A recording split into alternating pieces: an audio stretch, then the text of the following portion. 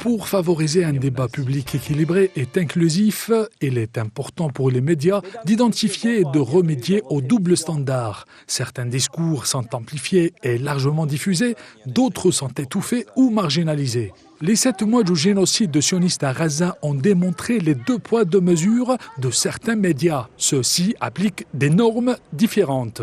Pour les Occidentaux, les actions de riposte du Hamas sont souvent qualifiées de terroristes et celles de l'armée sioniste sont présentées comme étant une légitime défense. Ce qui se passe actuellement, les charniers de Gaza, et sur lesquels personne ne réagit, et l'Occident ne condamne pas, les Américains ne condamnent pas, et vous savez que nous sommes dans une guerre mondiale de la communication où on essaye de faire passer, comme je l'ai dit tout à l'heure, de faire de la victime un bourreau et du bourreau une victime. On dit des morts palestiniens. Lorsqu'on parle des Israéliens, on dit des Israéliens tués.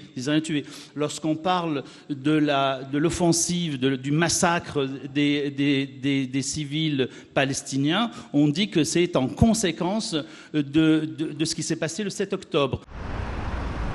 Idem pour la couverture médiatique du conflit russo-ukrainien. Cette dernière a souvent été critiquée pour son manque d'équilibre et de nuances. Pour ces médias, les Ukrainiens sont les protagonistes légitimes, luttant pour leur souveraineté et leur liberté. Les Russes sont présentés comme les agresseurs. Ce qu'on voit actuellement, par exemple, dans le cas de la guerre de l'Ukraine, on voit un média comme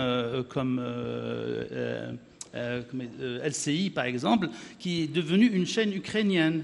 On parle de l'Ukraine à longueur de journée. Si on regarde, par exemple, CNews, c'est une chaîne pro-israélienne, par exemple. On voit tout le narratif.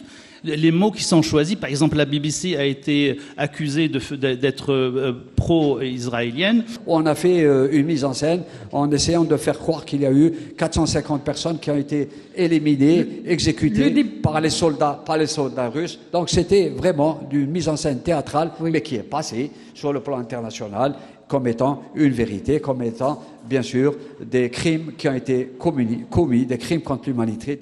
Cette simplification binaire peut obscurcir les réalités complexes des guerres et contribuer à polariser les opinions publiques. L'objectif de toute guerre, c'est de cacher la vérité.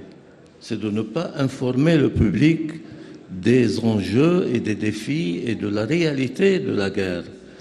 Une couverture plus équilibrée et objective pourrait contribuer à une meilleure compréhension des enjeux de favoriser des solutions pacifiques et durables.